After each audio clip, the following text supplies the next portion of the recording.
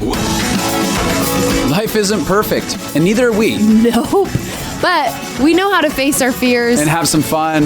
and talk about all the messiest things of life. Like the messiest things.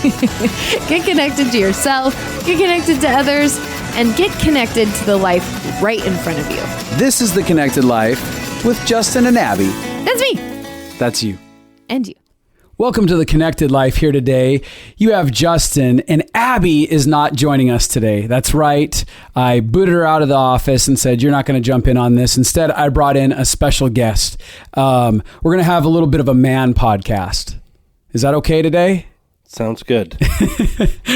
That mysterious voice in the background is staring at me going, can I chime in now? Can I say anything? Today I want to have I brought my friend Jeremy in today. And Jeremy's a very unique person. I love who he is. I love his story. We have this incredible history going back how long now? About a year. About a year, yeah. We met at a conference that Abby and I spoke at. Jeremy came up to me and what was your opening line again? I said, do you like riddles? Do you like riddles? And the way that he describes it is that I was looking over his shoulder the way after that question as if I was looking for security. Yeah, you were looking around me like, okay, who's this crazy guy? Do you like me riddles? If I like riddles. I was like, where is this going? I don't know what's happening. I've been approached by some very interesting people when I've spoken before. Imagine.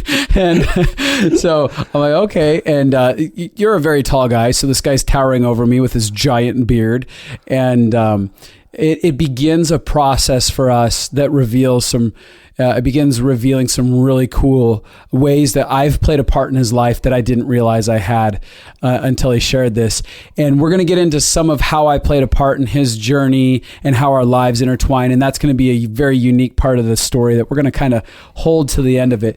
But when it comes to Jeremy's life, I have watched in the last year, been privy to hearing his history, both his history of extreme pain. So Jeremy's walked through some of the most painful, destructive experiences that I think most human beings can walk through. And the beautiful part of your story is that you didn't get stuck in it.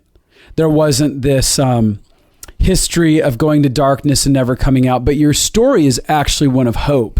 It shows the immensity of hope, the endless possibilities that can happen when we submit our hearts to unconditional love. Would you agree with that? Yeah, for sure. Sometimes I can't believe this is my life. Like, it's surreal that I've been through and experienced these things, and here I am today, and I'm full of hope and love and joy and peace, and it literally is overwhelming sometimes that I made it through some of those things. Yeah, and it's crazy. So we're going to go deep into his journey because I think a lot of people out there are listening, we all have our secrets. And I think that part of your story is one of secrets. The secret pain that we experience, the secrets that we have to hold and we have to carry inside of us, that we feel that we're all alone and we've been abandoned inside of stuff. And there's some of you that have been out there listening and you've been carrying your own secrets. And your own history that you haven't known how to communicate about, or you feel like you're going to be judged about if you actually let people into the world. But we're going to go in, and one of the things that's unique about Jeremy's story is it gives people permission. Would you agree with that? For sure. I mean, these secrets that you're talking about have the ability to kill you. Absolutely. And it almost killed me. Yeah. These secrets you're talking about. Yeah. So we want to go into that and kind of jump into your early childhood. And again, for those of you listening, we're going to go to some heavy, dark places in the beginning, but the place that we're going to end in what potentially is going to be a two-part experience is an immense amount of hope and a place where there's vision, where some of you are going to be able to finally cast vision for the first time for your story of what it could be, what it could look like, how it could turn out, and how the power of love inside of your life could play an incredibly massive role in doing that. So, Jeremy, with your childhood, do we want to start there? Are you Sure, good with that? That's a good place. That's where it started for me anyway. Yeah. So let's dive into some of the craziness of your background and we'll just walk with you on this. Well, the crazy part about it is when it's you and you're growing up, you don't think it's crazy. It feels very normal, doesn't it? It's just life, right? Because you have nothing to compare it against. And then someday you wake up and you're 40 and you're like, wait, that's not normal. Yeah. These things aren't normal. I've noticed maybe even at 30, wait, I don't think my friends experienced some of the same things I did. And then it's like that's when you start thinking about your childhood for the first time, because when you're growing up in it, it's just your life. Yeah, this is what it is. And that was for me too. It was very much similar. Like when Abby married me and started being like, hey, your childhood isn't normal. Not everyone goes to that. I'm like, what are you talking about? What do you mean? It's not a big deal, right? Yeah. Uh-huh. I'm normal. Please tell me I'm normal. This is common for everyone. Yeah. Totally. Well, what was your early childhood like? So started out good, mom and dad. My mom was like 17 when she had me, so not super normal. Yeah. And then in that era, like, that was a no-no. So there was some shame involved there for sure, but they got married. And I think I don't have a ton of childhood memories with my mom. Most of them weren't good, like a lot of fighting and, because I was probably 5 when they divorced. Okay. Or split. So you were just, what you can remember felt like a lot of screaming or yelling or... Yeah, a lot of fighting is what I remember. And and not real specific, but the few things that I do remember were pretty specific. Right. And fighting over me, like if I was going with mom or dad or like even just to go for the day or whatever. Like, wow. So it was kind of that. I had a baby sister too, which is interesting. I don't really remember her a part of that story much. She was 3 years younger than me, but she obviously was there. Right. But I think I was about 6 when my dad and I moved to Montana, and my mom and dad got divorced. And again, it was normal to me. Yeah. I went with my dad. My little sister went with my mom. Yeah.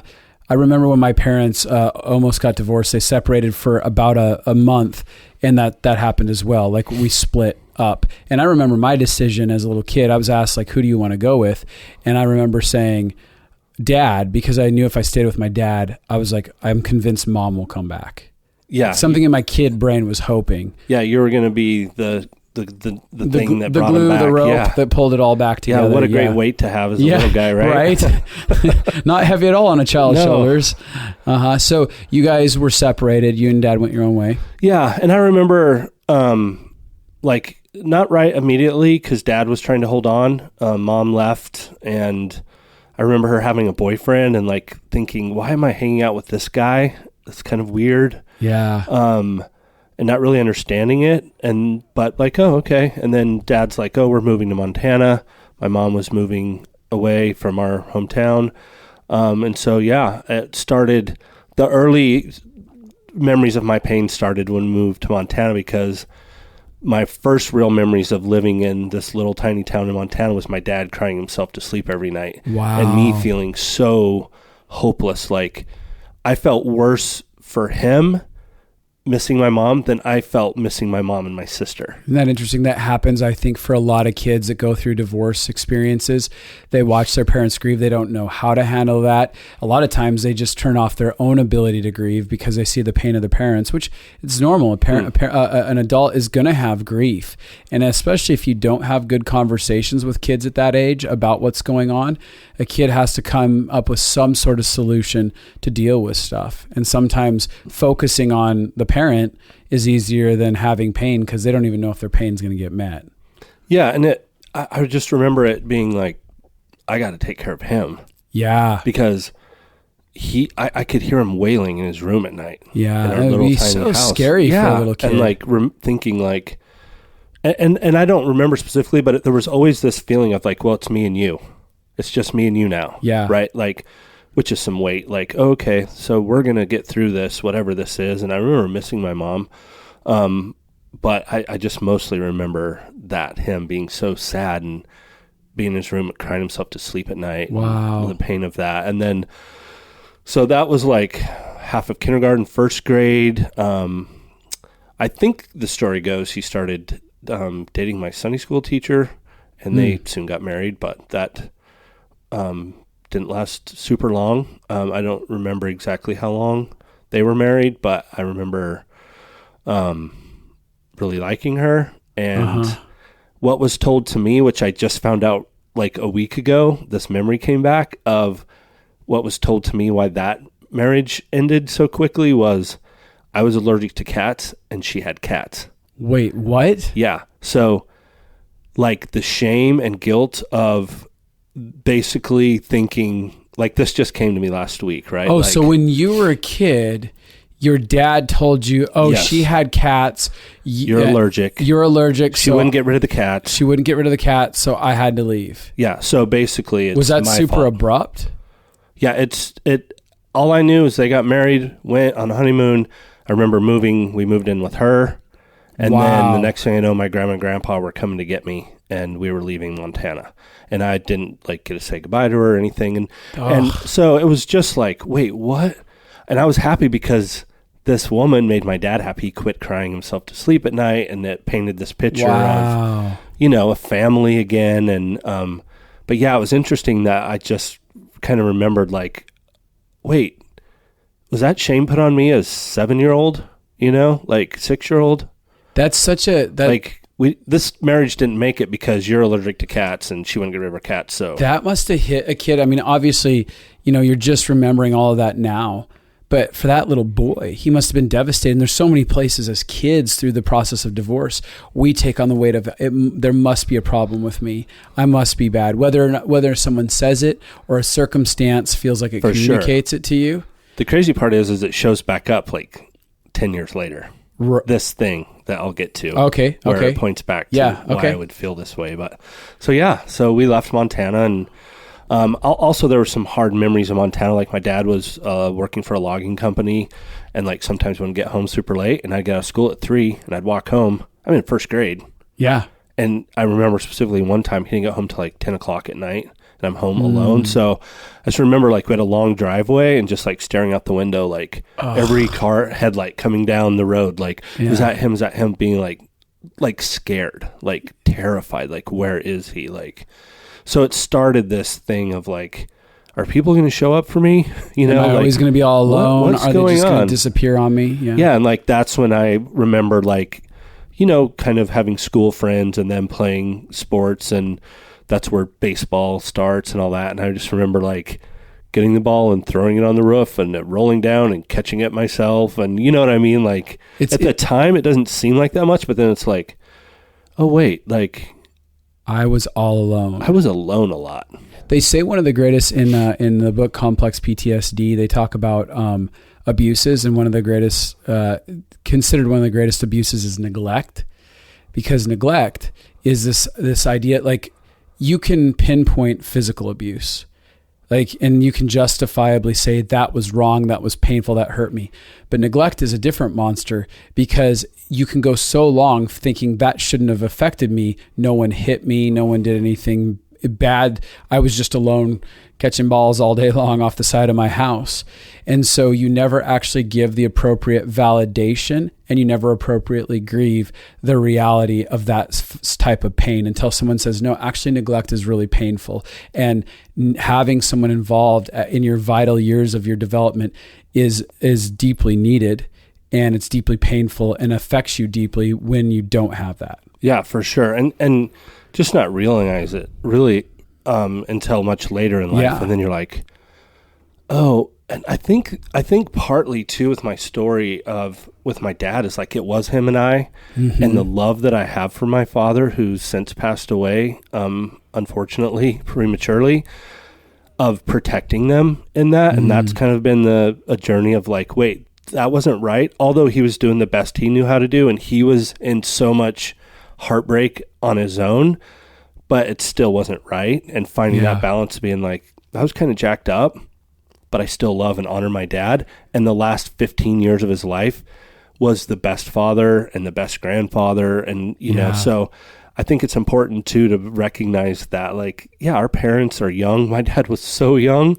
Like, I couldn't even balance a checkbook when he had me, you know, when I was 5 years old, when I was his age. So, like, having grace for them, but at the same time, like, no, this has wreaked some havoc in my life, you know? And there's a fine line that people, a lot of times they're not willing to even walk the line. They're not willing to actually say, hey, my parents failed me, because they want to overly protect their parents. And they think that there's either a villain or a hero, and that's it. It's very binary thinking, very black and white. Whereas you can have a hero that isn't perfect. You can have the person that you're like, oh, I love them. They did great things, yet they were fatally flawed because they're humans in certain areas. And that's okay, because we all have those flaws in our humanity.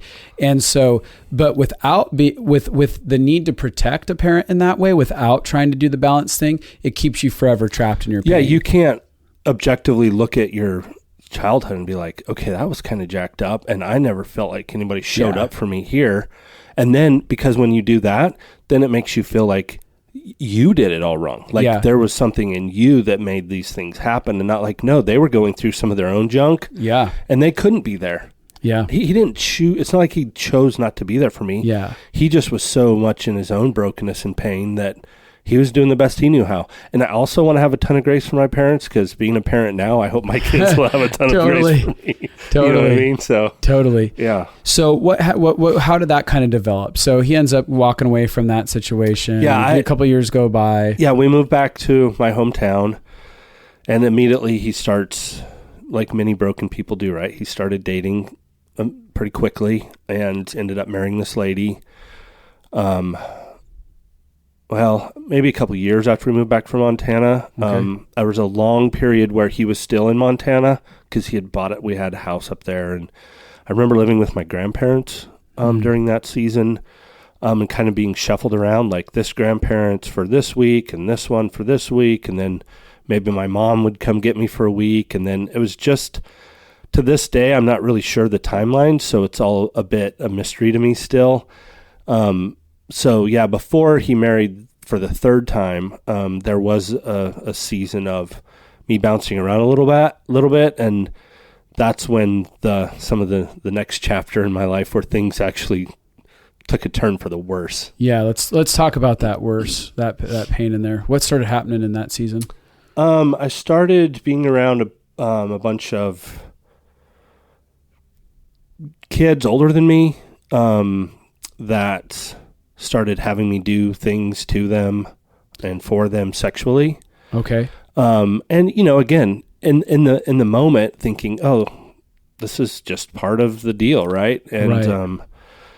And as I remember, as it went on and on and on over the months of it being like, something inside of me is like, this isn't normal, or this doesn't feel right, and I shouldn't be doing these things. Right. And I felt like, I didn't know the word for it, but being kind of manipulated into it, because these kids were older than me. Yeah. The one in particular, significantly older than me. Wow. And, I've already been to 3 different schools now, because I went to kindergarten at one school, half a kindergarten in Montana, another school, half a first grade. Then we moved again. So finding friends is like, hey, whatever, I'll do whatever you want. I just need to feel a part of the group, right? So I fell in with, not by my choice, but was put with some older kids, and one in particular, like I said, that kind of manipulated that situation, and because he was, significantly older than me. Yeah, and, so it definitely felt like he was a predator in some ways, looking back. For sure. Yeah. And looking back too, he came from so much brokenness that I've been able to forgive him, because, it's just... brokenness. It's interesting how produces more brokenness, and it just keeps going. Totally perpetuates. And so, but it got to the point where, like, we were spending lots of time together and a lot of alone time together. At one point, he kind of had his own apartment, and I spent a lot of time there. And so he had his own apartment, and you were how old? He was a minor. He wasn't 18 or anything, but his situation, his home life was jacked up too. Yeah. So. And then, like, he would go on family camping trips, and, like, I remember riding in the back of the camper, which is so illegal, right? Like, all the way to go camping, and, like, him making me give him oral sex, and, like, in the camper, like, just, and then, horrible things like that a lot in that time. But just thinking back, like, who gives him an apartment? Like, why would he have an apartment, and why? And maybe he just broke open and it wasn't his. I don't know. I don't remember, but I remember spending too much time alone with this guy. Yeah. So that did that progressively. What did that start doing for you in that those types of secrets and that hiddenness? Crazy. Oddly enough, is then it started happening with a female Really? No. in that same time frame. Like what? Same age or what? Was Older. that? Like older? How? Like high school. So she was in high school. Yeah, like towards the end of high school, like mature woman. Did she approach you or? Yeah, we're in her house. How did you know her? You just Relative. Oh, She was so a a relative. relative. Yep. Okay. And yeah, I just remember her taking me into her room and like, hey, we're gonna go hang out in here, and it being dark in there, and her basically having sex with me. Wow. So very much like kind of a rape scenario. It is, yeah. It's taken me some time to come to terms with that because that feels like a scary word, and it feels backwards. Yeah, but it's important, I think, to use that language to call it what it is. Something was taken from me. Yeah. I didn't want to give it away. I didn't really know what was happening. Yeah. It felt wrong, just like the other stuff felt wrong. Yeah. But at the same time, I just remember like, why is she on top of me? Like, what is happening to me right now? Right.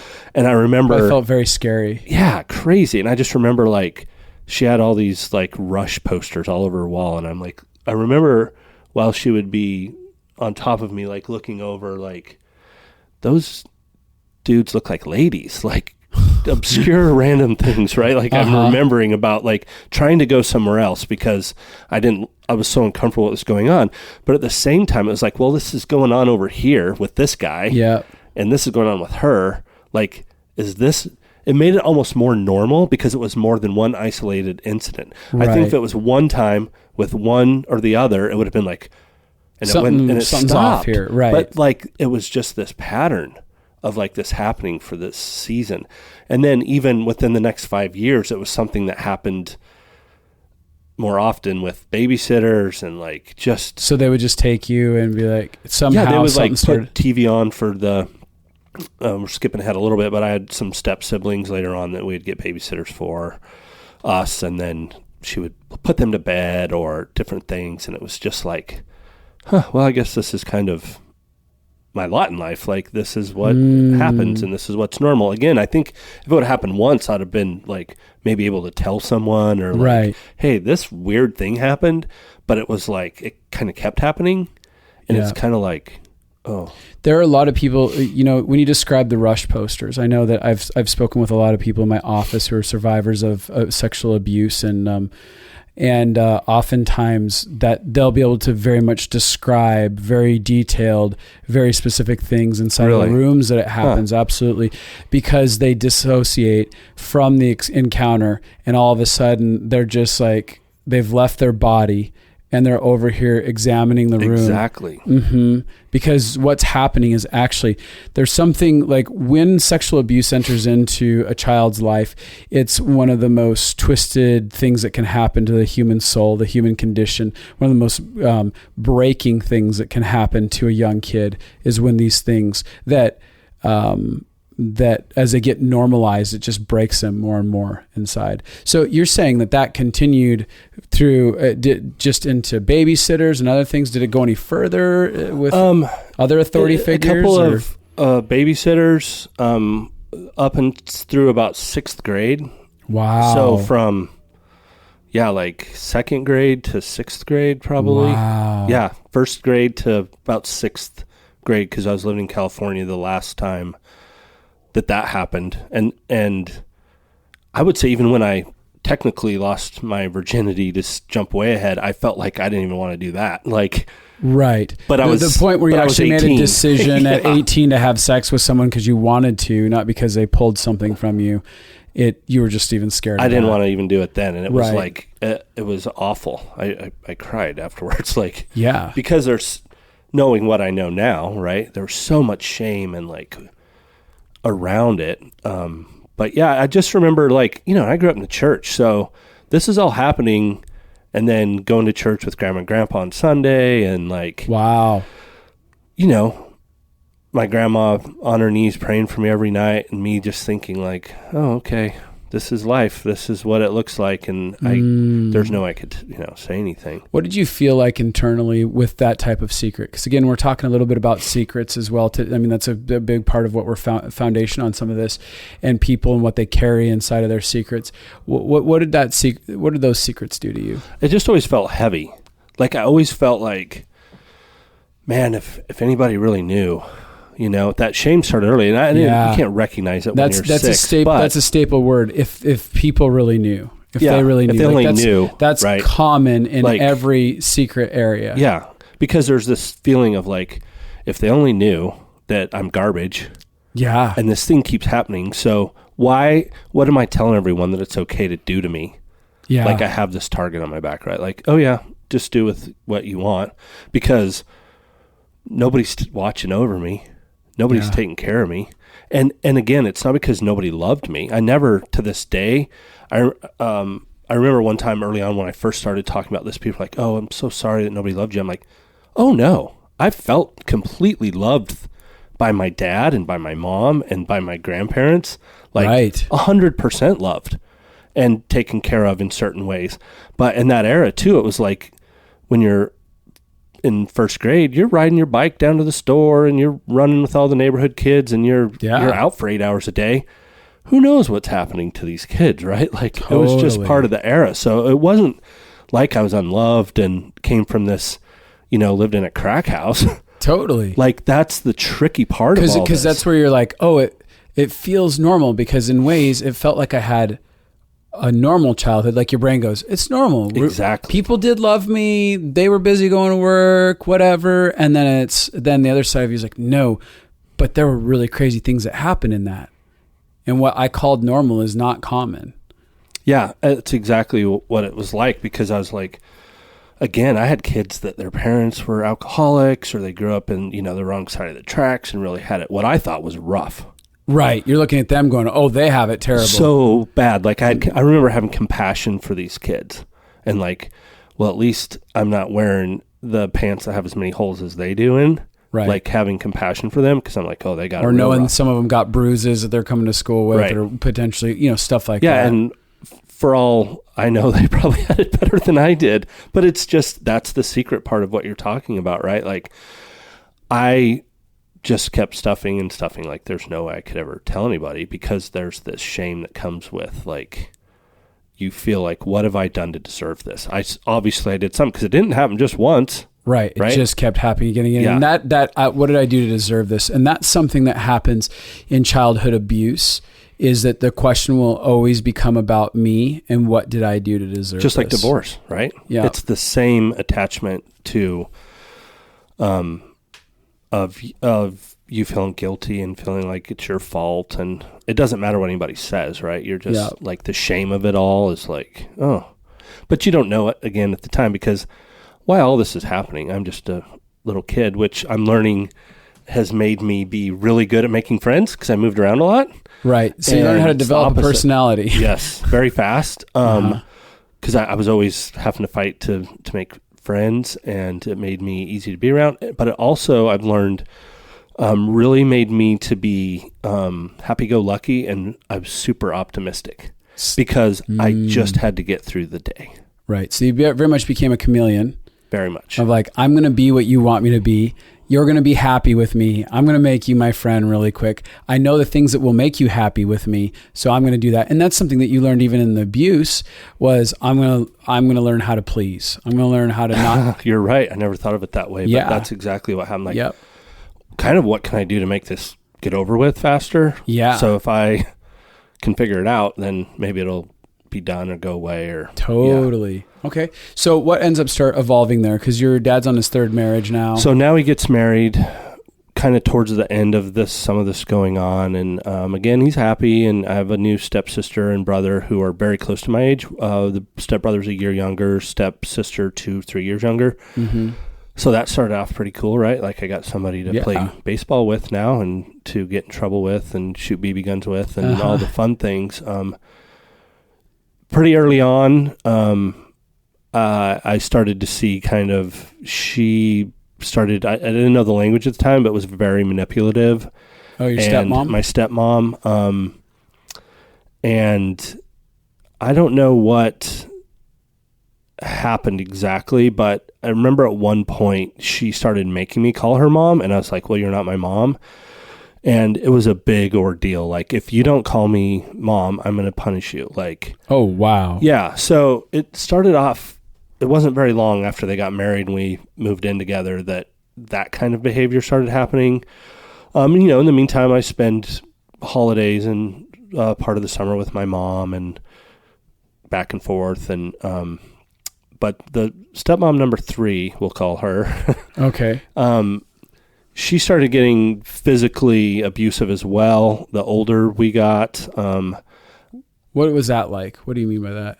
It was horrible. It was way worse than the sexual stuff. Really? Yeah, because I felt like it was happening under my dad's nose. I'm like, you should be, how can you not see this? Like, and he's gone working all the time. And, but the way she was so manipulative about it, I just felt like I was trapped, right? To the point where the first time it really hit me was, I'm like, I'm going to tell my dad, because she was like physically abusive.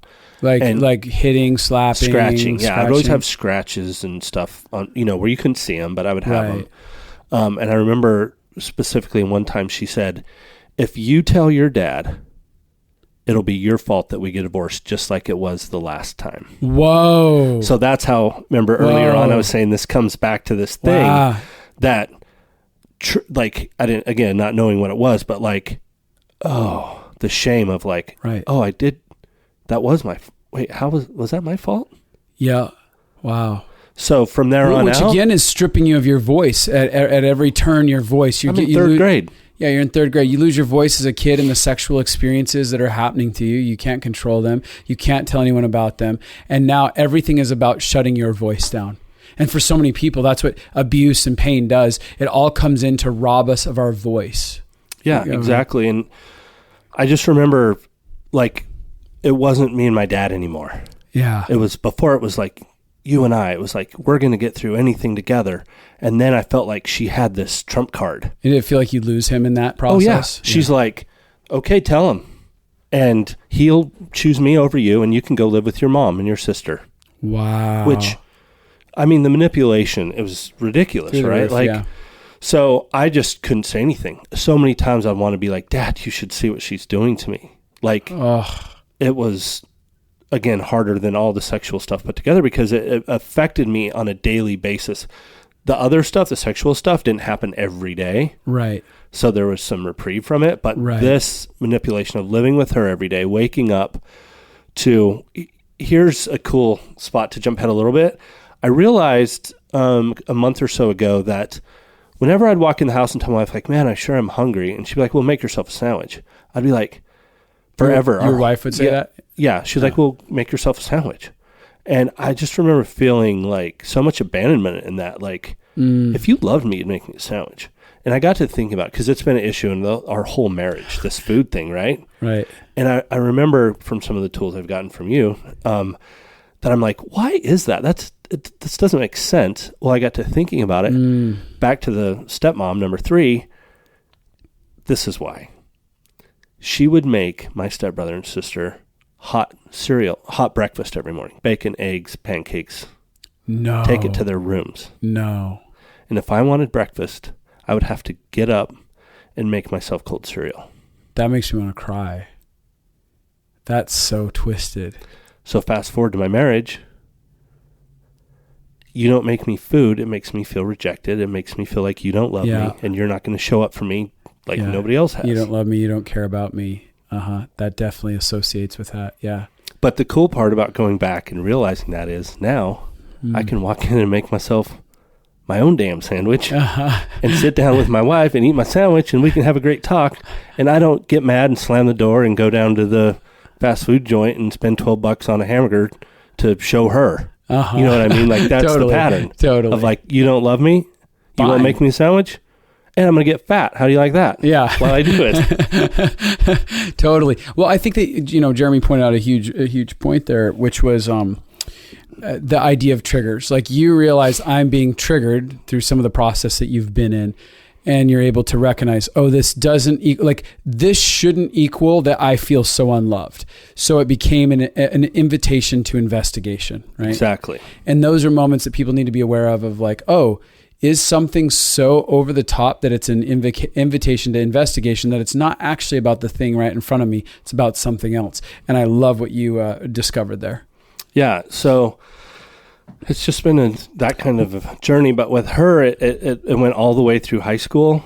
Oh, wow. So she was there through all that, through high school. And did her physical abuse continue into high school? All the way. Like, wow. I would have scratches on me. And the abuse changes as you get older, right? So her way, like I was a jock. I was that guy. I had the Trans Am and the mullet, and I was that guy. I can see you're bald now, like me. Right. But I can see you with the mullet. I totally was. And I paid for the car, and I always had girlfriends and popular, all the things, and her son not so much, and didn't ever get a job or anything. So it really bothered her that was our situation. So just the manipulation changed, the abuse changed to be getting a phone call and from my girlfriend or my buddies, and I'd be running upstairs because they said, hey, I'll give you a call at 6.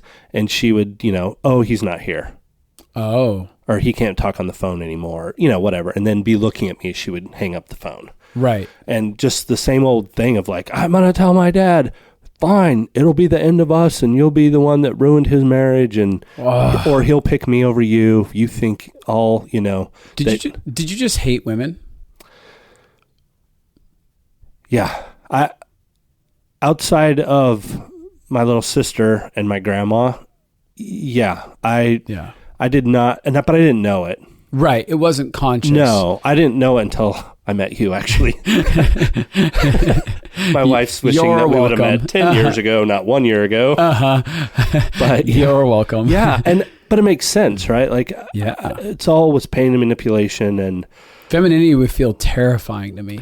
Right, and that's looking back on it, the relationship with my mom. Yeah, of her, she chose to leave my dad, and my dad picked me, and she took my sister, and so the abandonment runs really rampant and deep in me, right? Yeah.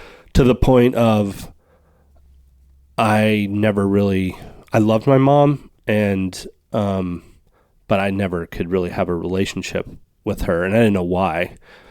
Yeah, until much later in life. But growing up, it was fun. She was that fun, like we would do super fun things. Oh, really? Yeah, over the top, trying to make up for it, Yeah.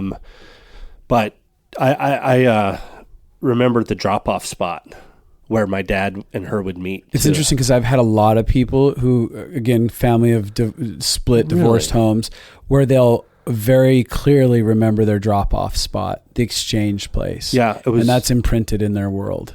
Painful. I drive by it all the time on the freeway, and it's a truck stop that's no longer open. It's an old truck stop. I had a dream last week that I was in one of those big wrecking ball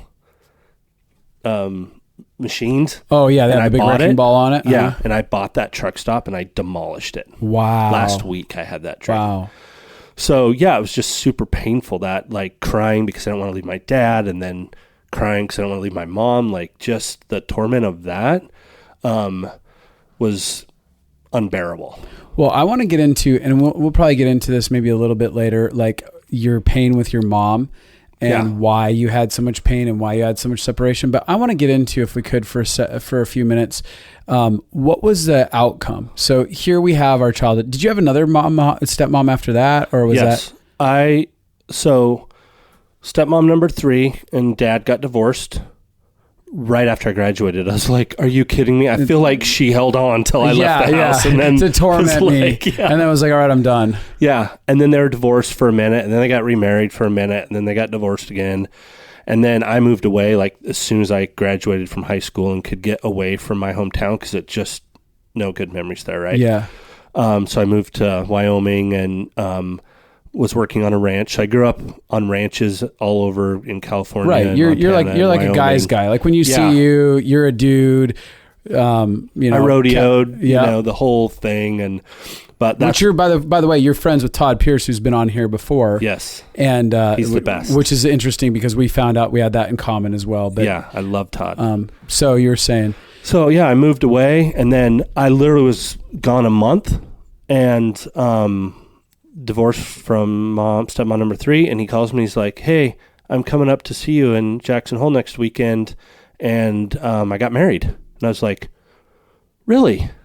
So stepmom number 4, whom I never even got to meet until they got married, who is my stepmom to this day, and we are very close, and I love dearly. But I was out of the house at that point, so I honestly could have cared less. Right. You're just like, whatever, I'm done with it. Whatever craziness can't affect me because I'm never moving home again. Right. I have freedom now. So right, which had to feel amazingly good, but it also had to start some cycles. It had to be the beginning of the process of, I can get away, I can run from this. Yeah, and it just started out with like, so I got seasonal ranch work in Wyoming, in Jackson Hole, beautiful, right? Yeah, with all these pretty college age girls that come to work for the summer. Yeah, and then just partying, you know, like on the weekends after the rodeo, on Saturday nights and Wednesday nights. And growing up, I drank a little bit my senior year, but like, again, with the church and all that, and my dad kept a pretty tight ship. Like, I was afraid of. So you had a lot of the religious rules and all of that stuff. Yeah, it was like that's governing you, not actually healthy life living. No, it's just some rule system, fear and punishment. Yep. So I dabbled a little bit in high school, but once I got some freedom and was away from that, like it was go time, and it was fun, and I got to really be myself and be wild, and then I would work through hunting camp, and then I'd go to Arizona in the winter to rodeo and live in Phoenix and sunshine and pretty girls. And what did that look like? So some of your process. So you're out, whatever fun looks like, and Jeremy being wild. What did that wildness develop into? It developed into me needing a woman in my life to get to have compassion towards me and want to be there for me, which then turned into like there's no way I could have a healthy relationship, right? So they were all like super short, a lot of one night stands.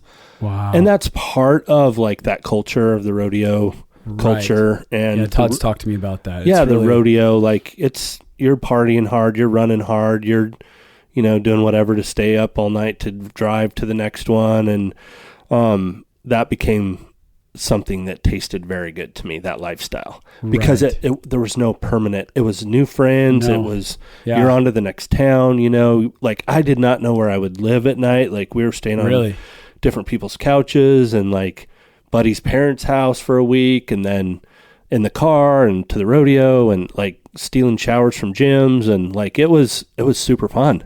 Right. Because I had no responsibility. Nobody could hurt me. Yep. Bulletproof. You start becoming bulletproof because no vulnerability has to be involved inside of your life. It is just intermittent exchanges with people that give some minimal level of relief for a moment. Exactly. And it's like, I got a little bit of comfort. I had sex with this girl or whatever, had a little bit of fun. We enjoyed each other. We felt like we had some sort of camaraderie for a second with whatever new friends you made, and then you're off in another space. Yeah, and it was part of that was like being that guy. Like, hey, I'm in town for the weekend. I'm going to be at this rodeo, and then, you go up to the bar afterwards, and you're the rock star, really, and then you're leave and go to the next one, and then I'd go, after the winter season, I'd go back to Wyoming for the summer, and I'd get a job. And how'd you do in the rodeo? Did you do okay in the rodeo?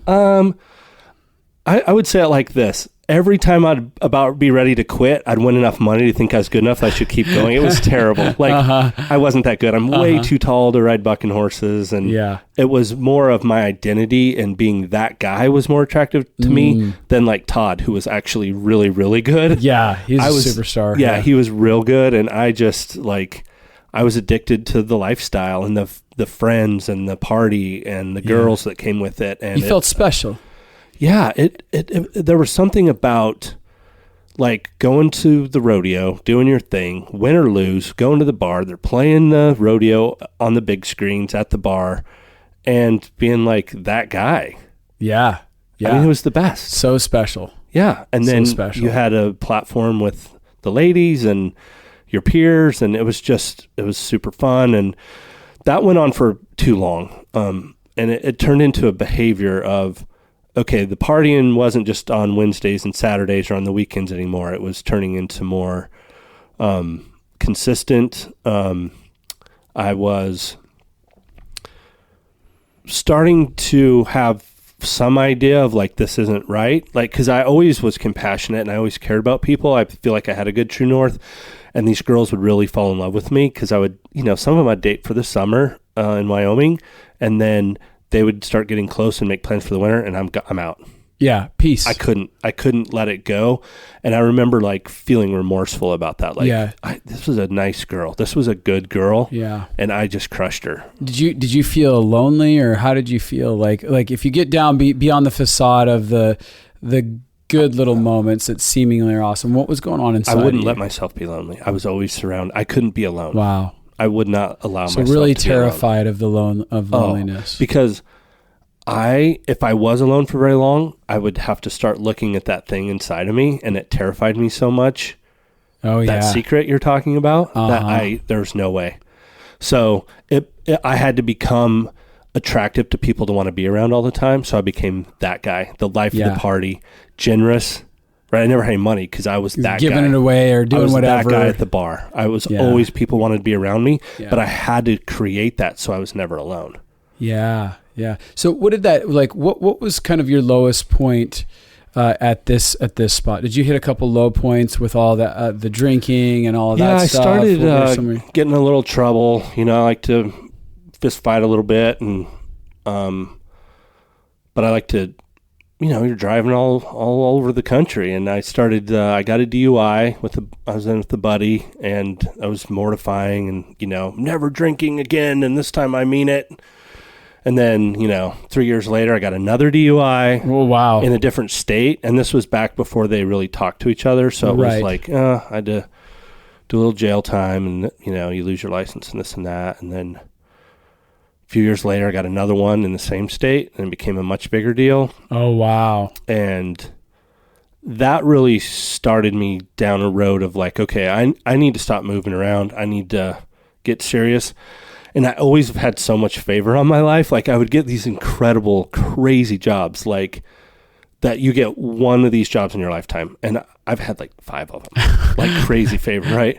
So I remember getting this job for this really wealthy guy in Wyoming in this beautiful ranch, and he built me this 5,000 square foot house. Whoa, really? Yeah, for real, brand new. Yeah, so we'll build I was single. House. Yeah, and this multi-million-dollar indoor arena and an open checkbook to go buy horses, because at this point I was training horses. I'd quit rodeoing, and I lived like 15 miles outside of a town of 300 people. Oh, wow. And that was the first time when I started drinking alone a lot. Wow. And the pain starts bubbling up enough that you're away from people. I'm in solitude, right? In solitude. And now you have to actually deal with stuff. And now it's come to the surface and you're like, I have to get rid of this as fast as possible. Yeah. And it really turned into that was a real rough season of my life living there. Got another DUI right before I got that job, and just secrets, man. I couldn't get another driver's license. My boss is like, hey, we need to re-up the insurance for your company truck. We need your driver's license. I'm like, oh yeah, I'll go get it, knowing that I couldn't. Oh no. So just a lot of fear. Like, my past I couldn't outrun it anymore. Right. It's catching up to me. And now I don't have any friends. Yeah. Well, before we go any further, and what we're gonna do is we're gonna wrap this episode here today, and we're gonna go into part 2, and we're gonna talk about what happens when you can't run anymore, and what happens at these places. And I want to start getting into what starts evolving in your relationships, what some of the pain that starts coming out in your journey. Would that be okay to do? Or Sounds great. Do you have anything else you want to add before we? No, I think that's a perfect spot. I think it is too. And so for those of you listening, I know we have this big story we're building, and we're building into our next episode, like I said early on, that we're going to get into the hope and the redemption of we can go as humans. There's nothing that's capable of breaking us enough that something higher than us and something bigger than us can't fix. There's nothing. We're not too broken. We're not too lost that life and love can't come in and transform everything that we've been through into something that benefits us and throws us forward into our best years and our best life. So some of you out there, as we wrap up, as far as homework goes or things to think about going out of this episode, are there secrets in your life that are weighing you down and actually keeping you in a place of compartmentalizing and hiding your life? Are there secrets in your world that, like Jeremy said, his secrets led all the way down. They were all this pain that led to him hiding every part of himself. All the way to the point where there was all this destruction that he's creating in his life, all because he doesn't know he can, and he doesn't know how to talk about his secrets. And so some of you might have some secrets in your lives where today it starts sparking you and goes, it's time for me to get these secrets off my chest. It's time for me to find some people that I feel safe with, whether it's a counselor, whether it's friends, grandparents, uncles, aunts, people that just you normally wouldn't talk to, but you know that they're safe. And you're like, I need to share this secret because it's going to begin to break my life open and free me from the thing that's been destroying me. So, and we're going to get into the power of breaking those secrets in the second episode, but now is the time to start thinking about what your secrets are. There's an on-ramp to health, life, and healing for you right now. So if you got anything out of this episode, if you got inspired, remember to rate, review, subscribe, and share. Send it out to people that you think need to hear that, hey, you're not alone. Because also we tackled a massively heavy issue.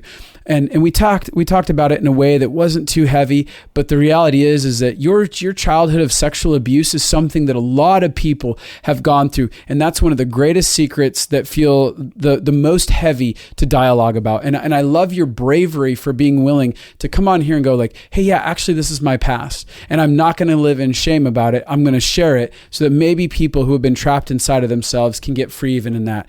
So I know we tackled a hard one there, and that might be provoking some of you, but there is hope, there is freedom, and there is healing for even that stuff. Is that right, Jeremy? Absolutely. Trust compassion. Oh, Jeremy, thanks for reminding me. For those of you who've been listening to The Connected Life, you've heard about the Compassion Project. And if you haven't done it yet, go ahead and go over to stumblconsulting.com/courses/the Compassion Project and get yourself the course.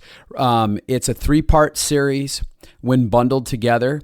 And you can save $20 when you buy it bundled together. And it's a massively transformational course that Abby and I created based on a lot of the stuff that foundationally came out of our office, and it contains information that's some of the most highly sought after and asked questions. When people ask us questions about learning how to love themselves and others and practically get healing in those areas, that's what the Compassion Project is. To simplify it, I mean, that's a very simple description of what the Compassion Project is. But yeah, if you jump on there and bundle it, you save $20 by doing that way. And yeah, peace out.